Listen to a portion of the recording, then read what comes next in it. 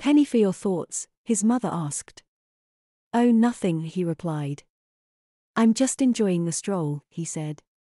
Despite the fact your mother made you wear a dress, his mother replied.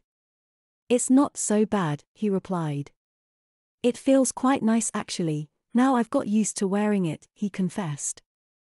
I'm glad to hear it, his mother smiled. Part of me misses wearing dresses and heels, she said. I used to feel so elegant. Why don't you still wear them?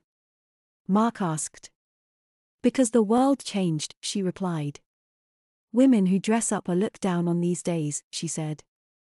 That's not fair, especially if you liked getting dressed up. Well, it's just the way things are, she said. Women aren't taken very seriously in the workplace if they spend too much time preening themselves, she explained. Whereas boys, she added. Yeah, I know. Mark replied, somewhat glumly. It all just feels so new, and a little bit scary.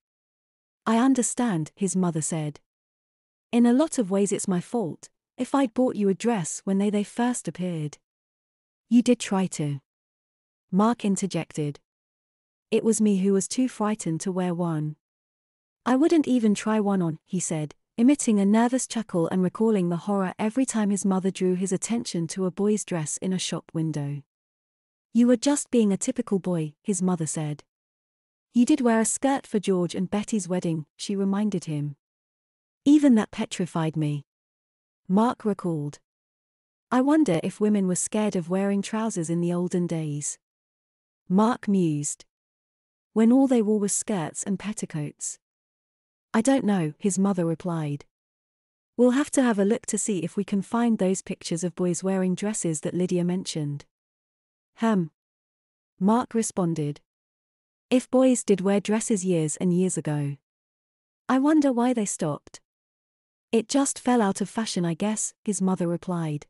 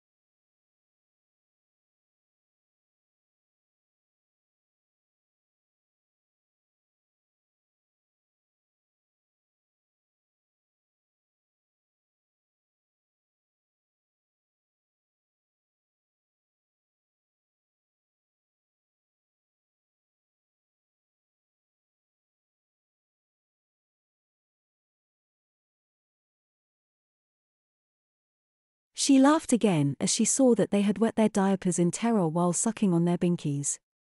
They were going to be adorable little babies once she had them trained, she thought to herself as she picked them up and settled them on her hips. Pauline laughed again as she strapped them into the car. Her researches had allowed her to come so far and this pair of lovers had so far to go. Of course, since they were forced to crawl there on their hands and knees, they'd never make it. They'd spend the rest of their lives crawling aimlessly around their mommy's feet, just waiting for her forgiveness and their restoration to adulthood. It would never come.